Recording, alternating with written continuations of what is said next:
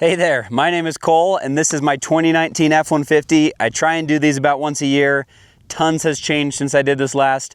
So this is a 2025 overview of my Overland daily driver, do-it-all F-150 build. I do lots of videos on this stuff. So I have other videos just doing the camper, just doing some parts of the truck, new stuff I get all the time. This is the only one I do every year where it's like every single thing. And so I'll try and keep everything brief. If there's something you want more info on, there's probably a good chance I've already done a video on it before. So just kind of look around the channel. There'll be videos on the camper or suspension. Any individual part usually has its own video. But for the sake of not making this 3 hours long and me not rambling for no reason, we'll try and move it through everything pretty quick. Let's start with the truck itself. So this is a 2019 F-150. This color is Abyss Gray. It's an XLT trim level and it has the 3.5 twin turbo V6 EcoBoost. I think we'll just do everything on the outside first. So let's start in the front end here and we'll make our way around the truck. This is the sport trim level, so it comes with all the paint matched bumpers and everything and grills. So the paint matched grill, and then I just plasti dipped that black. And then up here we got the Barricade HD off-road bumper. I got that from American Trucks. So I wanted something that was almost pre-runner looking, where it didn't protrude too bad out and was kind of sleek up against the truck, and also gave me some more ground clearance and better for off-roading for sure. So that bumper, they're fairly affordable. And then you can just do these tow hooks down here, so you can get these brackets off of Amazon, and these are just some nylite shackles that I got. A little bit better than the factory tow hooks, and they look better too. And then I've got some aftermarket pod lights here in the bumper. So these are made by Last Fit. These are their highest end amber spots that kind of just throw out some good amber light way down low. I also run aftermarket headlight bulbs from Last Fit, so those shine way brighter than like a factory halogen or something, so those are pretty good just for regular headlights. I also vinyl wrapped the hood black. This truck, before I owned it, got in like a minor fender bender, and they had to repaint the hood, and they must have used a really crappy paint. It was a bad paint job, so after about a year it started to peel. Rather than paying to have it all repainted, I decided to just vinyl wrap it for now. But it's not perfect, as you can see here. Like as we were wrapping it, you kind of have to lift the vinyl wrap up and down, and it kind of tore the paint up a little bit. But it was kind of a good quick fix for now. You can get vinyl wrap on Amazon so cheap. It was better than repainting for now, I thought. I get asked a lot about these ditch lights. I got them at an Overland Expo. It was a company that has since stopped making these, so they don't really exist anymore. But there's lots of good lights out there. I've really liked the Last Fit ones I have up here. And then any of the big top tier brands are great as well. But there's some good budget options now too. And so you just get these brackets, just search up F-150 brackets on Amazon for ditch lights. And those just mount in there really easy. And then you can mount whatever ditch light you want. But these have been really bright. This is a Ghost antenna from Midland, so I'll show you the radio it's attached to when we get inside the cab. Sometimes they're hard to find, but I was able to find entire blackout replacement badges rather than having to paint them. Sometimes they're not available on Amazon. It's just nice to not have to deal with the paint peeling off. For tires, I run 35-inch Falcon Wild Peak AT3Ws. These are coming kind of towards the end of their life. They still got some decent tread on them, but I've had them on for a few years. They have really good tread life. They're awesome in the snow, good off-road. It's one of my favorite tires for sure. And then I've got them mounted on 17-inch Fuel Militia wheels. They're kind of a bronze color with a black cap. I think they fit the gray really well. It was kind of a gamble when I first did it.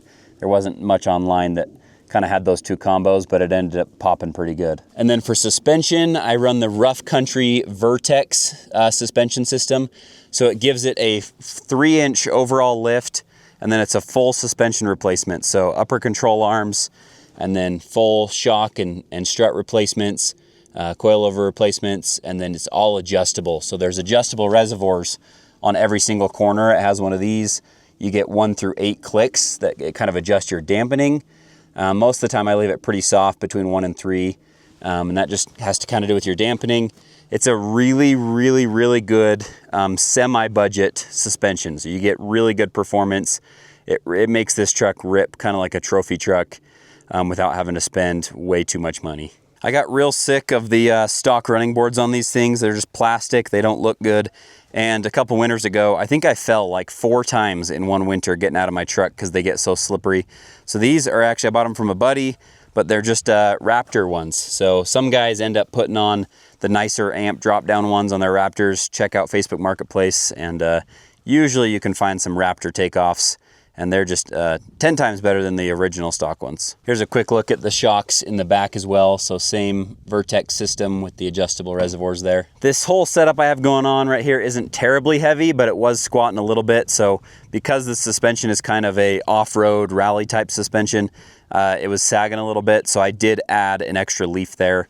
There's lots of different ways you can do that, but adding a leaf kind of just accommodated for the extra weight that I have. Probably the best addition I've ever made to my truck was this truck camper. So this is made by a company actually right by me here in Logan, Utah, but this is made by Shanty. They make aluminum trailers and aluminum rooftop tents, and then this was kind of one of their more recent products. They are not a fabric company, so they are full aluminum. So we'll pop it up here in a minute, and it's a full aluminum hard-sided camper. On top here, they install these rails for you here. So I mounted some Sherpa crossbars and then some New Power solar panels up here. So I've got 200 watts of solar, and then I just run it right through the roof down into the back of the truck where I have an EcoFlow. I've also got the Dometic roof fan up there, so I'll show you that from the inside, but you get 3 speeds of adjustable fan speed that also just plugs into my power source so that you can actually have some air moving around in there. So with the dwell shell, you obviously have your standard door back here, just like a normal truck topper would, but you've also got gull wing doors on the side. So a single latch open, and you have access to all this stuff here. So on this side, I've got their Molly cabinet. This is something they offer that just kind of clicks in to the system here. Gives you some space to store stuff, and then Molly on the back to hold things in. And then you can also upgrade, and they'll install these hooks for you.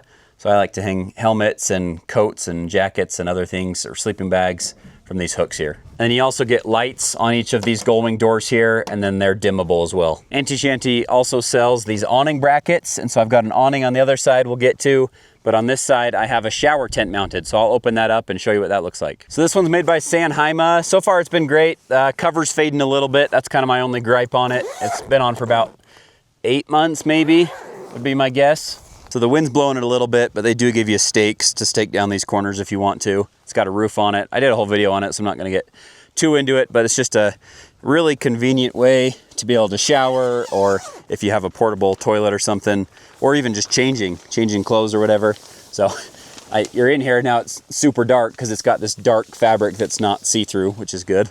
But just a good little privacy tent there. I bought these 3M bubble levels on Amazon. These, just the little stuff like this that's important to me. So really cheap on Amazon. They just 3M, you stick them on there. You get your truck level and then stick them on there.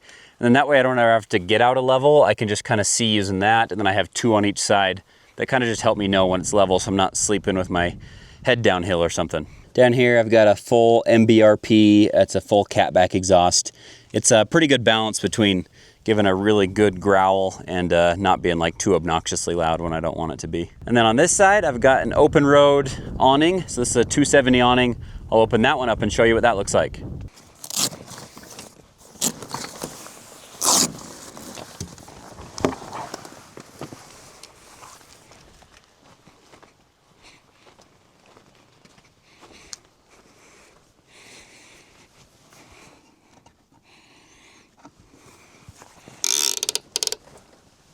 So these are pretty cool. They're just easy to deploy, give you 270 coverage.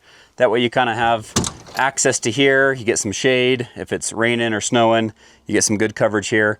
And then they're freestanding, so you don't need to like put the legs down, but they do. Like if it was really windy or something, then you've got these legs right here that twist down, lock into place, and then you do have like ropes and stuff that you can stake down if you wanted to get crazy. But for me, the idea is just quick shade or quick break from the rain, just to kind of keep you out of the elements. And then they've also got lights built in, so 1, 2, and 3 there.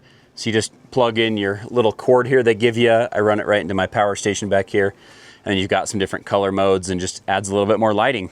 So right here's this other gull wing door. I think this is as good a time as ever to kind of jump inside here, and then we'll get to the cab of the truck later on. But I wanted access to my fridge from the outside of the gull wing door here and inside the camper. So this is my Iceco VL35 Pro S.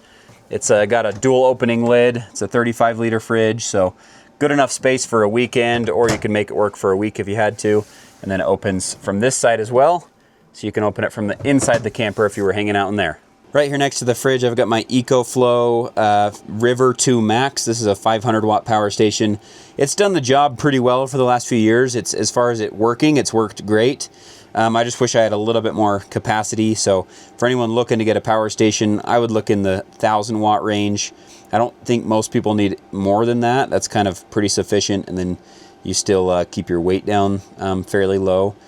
But this one works just fine for most stuff. It's able to run a fridge. I pretty much never turn that fridge off because I have solar coming in here. It recharges this every day. So like it literally just stopped, but I'm at 100% there, and it's even pulling from the fridge right now. Solar just keeps it topped off and running. And I just pretty much have cold drinks even when I'm not camping. I like having them, whether it's a road trip or just even if I'm in town or something. I like having access to cold drinks all the time. Here on the back, I've got Kingpin's 40-inch light bar, and then they rotate like that, so you can point it more into the camper or more to shine back out here. And then I've just got it on one of their dimmer switches right here that kind of turns it on. That just gives like the perfect amount of light back here for cooking or just hanging out off the back of the truck. You get tons of light back here. I don't usually have it in here all the time, but that's just a 20-pound propane tank that I use for my lava box propane fire. But it's kind of nice to have if we ever want to just have a fire, we're not camping. Lava box is inside the deck chair, and then I've got propane to run it if needed. This is the back side of that Molly cabinet. So I bought this little thing off of Amazon. It's meant for like enclosed trailers, but I just drilled some holes through it, zip ties, and now I've got a paper towel holder, and then first aid kit.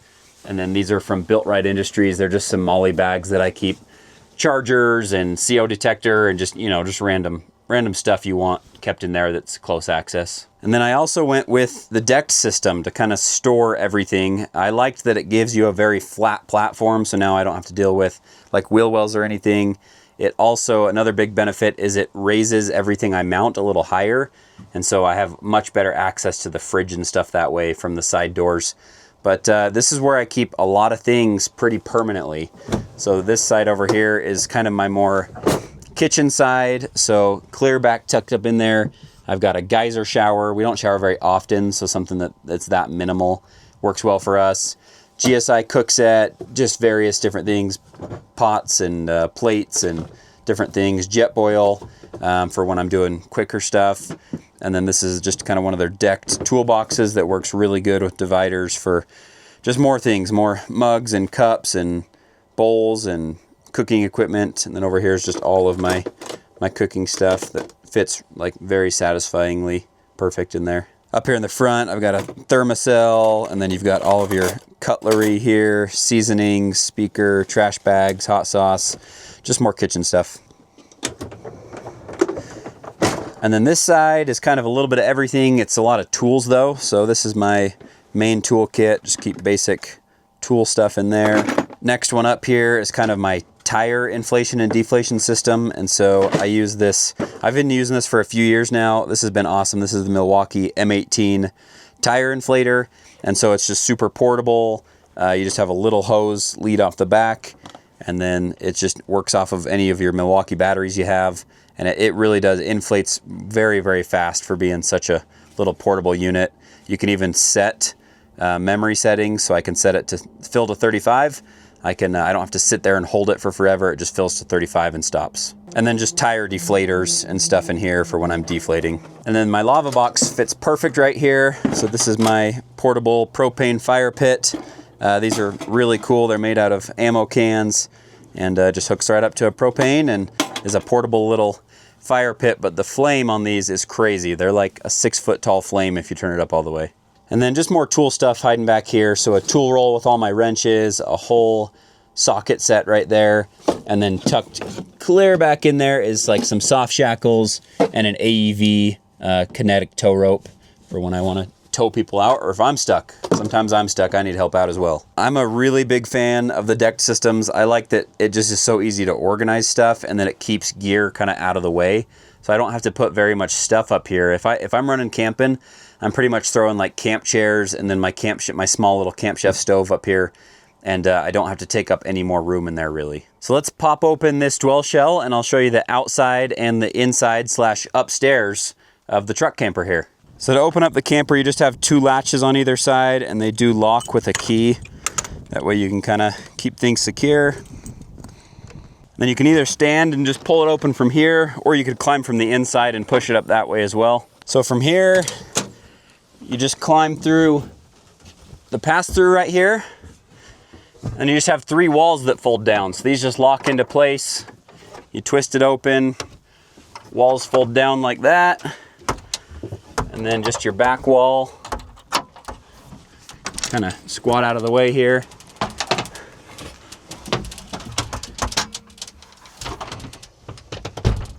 And then if you do up these latches again, that's what actually holds and seals everything back down. They do latch a little bit better if you lock them again.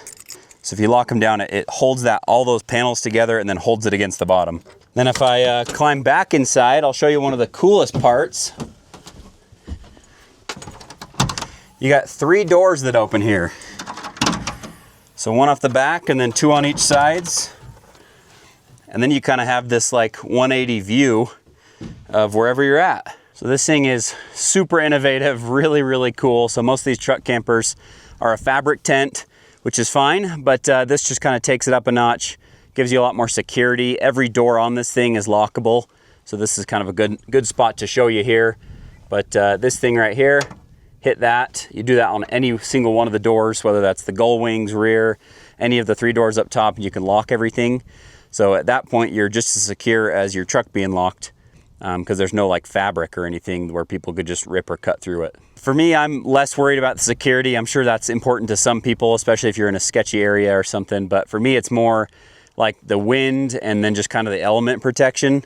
And so tents are notorious for flapping in the wind and being super loud, whereas this is all insulated, hard-sided, and keeps all that noise out. Man, this thing is sweet. I just never get over it. So there's one more look from that side. Let's hop up inside. We'll show you the whole system here. So what makes these truck campers so cool, in my opinion, is the ability to have a pass-through right here. So you kind of have a panel up in the front that kind of stays the same. It's a rigid panel. And then back here, even the other brands, everyone does it a little bit different, but you just get these different panels that can all stack up. I'll show you here in a second.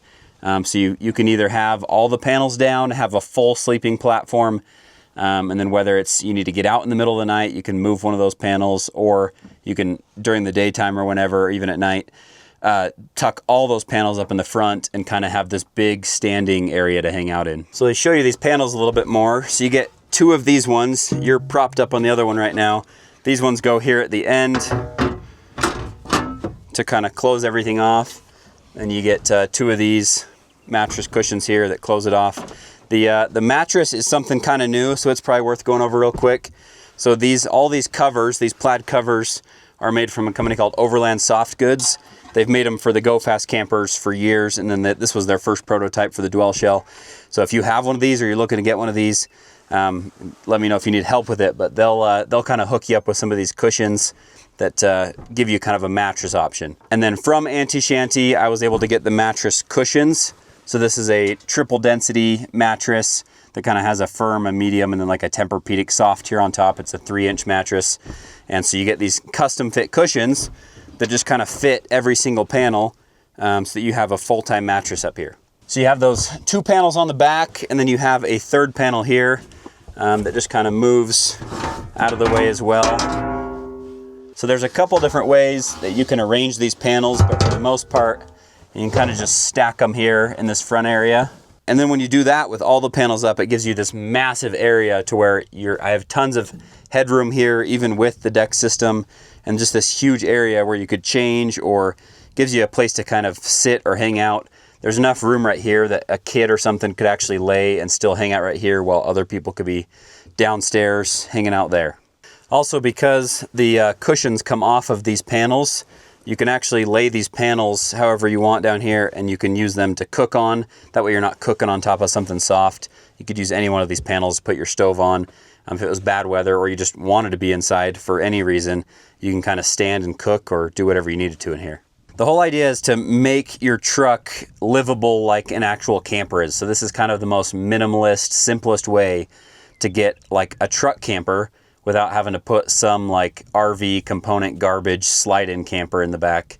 I know I'm being a little dramatic about that, but I don't love those options, and they're heavy, and then it's a full-time camper, whereas this can still work as a pickup truck, when it's folded down, it doesn't hurt my MPGs too bad, and it's sleek out of the way. I can still load stuff here in the back. But then when we're out doing stuff, you can live almost as if you have a camper with all this room to hang out in. On the walls here, they install this thermal liner, so this just keeps you a little more insulated and it makes it a little bit softer in here. Then right here, you get a diesel heater port, so that's just a deck plate right there that you can unscrew. And I actually had them install one down there as well so that I can kind of heat both areas with a diesel heater in the winter. So up here is that Dometic roof vent fan. So you just kind of twist open the lid here, and then you can change the direction to either pull air in or suck air out. And then you just have a fan speed controller right here.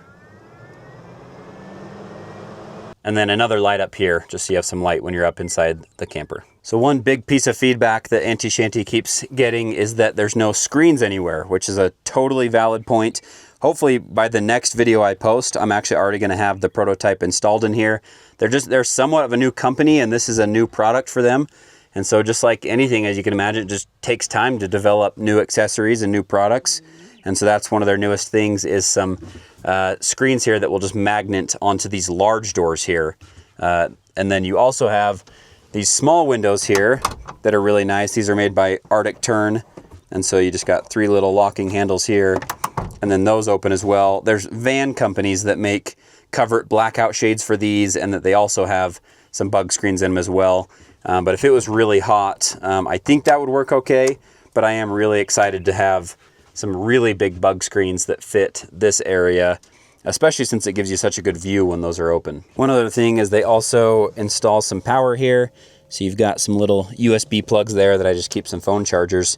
It's really nice when you just have power kind of running all the time. So to be able to charge your phone, always have access to lights. It's kind of nice to be able to avoid flashlights and battery packs and stuff when everything just runs to one central area. But that's pretty much everything up here. I love this thing. So I've got other videos on the dwell shell that go even more in depth and stuff if you want to see. But for the sake of this video, let's jump down inside the cab of the truck and we'll start going through everything there. Start in the back seat here. So if you fold up the seat, these cargo things you can get off of Amazon, and they just give you way more storage to where normally it would just be dead space under those seats. Gives you a good place to store things. I keep a little portable torch, so that, and then a little Coleman propane bottle, and you have a little torch for in the winter if something gets frozen or something, or just to start fires or whatever. Jump pack, everyone should have one of those in case your battery on your truck dies. Rags and extra paper towels, ramen noodles, extra butane, different things like that. This is a little blow-up bed I actually got at Walmart that my 2-year-old sleeps on in the lower level. And then this is an iPad mount that can mount inside the roof of the camper for when we're watching movies and stuff. It holds an iPad. And then just a shovel and an axe. And then behind the seat over here, this is maybe one of Ford's biggest dumb little flaws, but they actually don't give you this handle or access to back here from the factory. So on Amazon or Built Right Industries sells them. It's just this little conversion kit that gives you a handle to actually be able to open that. And then back here, I just keep extra coats, blankets, some stuff like that. So then over here on this side, this is like some winter backup stuff. So gloves, beanie, that kind of thing. And then a hammock. I don't use it much, but I should set it up more when we're out there. And then behind this seat is just my tire kit. And so it is different than the factory one. Those ones don't work great. And because I'm on such big tires and a big lift, usually those scissor jacks don't work great. So these work just fine. This is a 6-ton jack. I believe I got it at Walmart. It's a bottle jack, and so they just work a lot better. They're easier to use than the scissor ones. And they're stronger, can go taller, all that good stuff. These are nice to have. Also got it at Walmart. Way better than the ones that it comes with. But then I'm glad I realized this about 6 months ago, but this is the original kit that comes with Ford. It usually actuates your scissor jack and has like some of these on it and stuff so you can get your lug nuts off.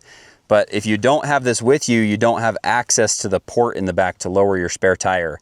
So make sure you keep that in there. That way you can actually put it all together, run it through the back, and actuate that spare tire that drops underneath the bed. So here in the driver's seat, we'll just wrap up a few more things here that I think you guys will like.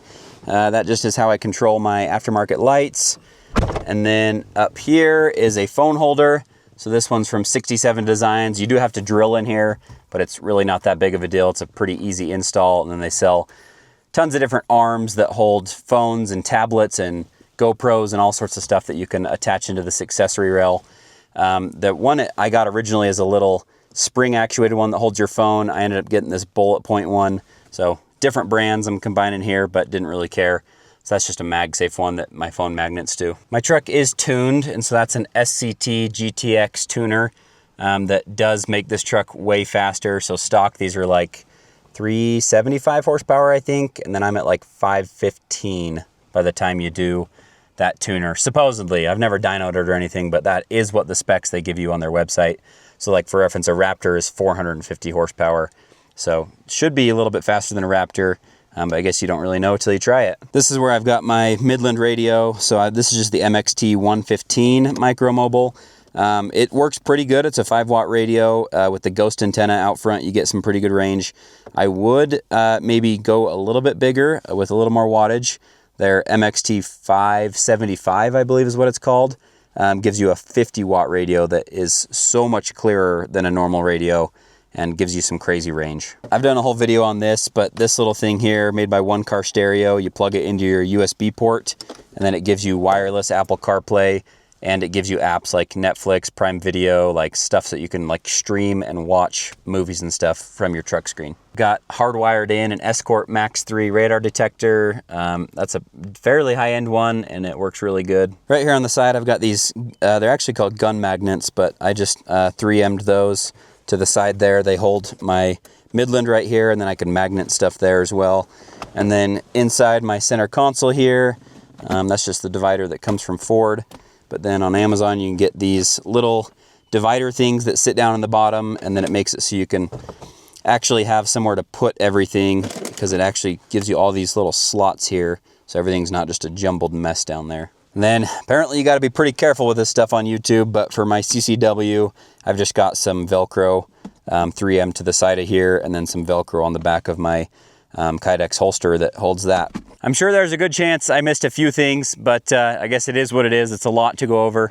So if you have any questions about any individual item or anything, just leave me a comment and ask more about it. I can get you links and stuff. I'll try and link a decent amount of the stuff we talked about, but it would take me too long to link everything.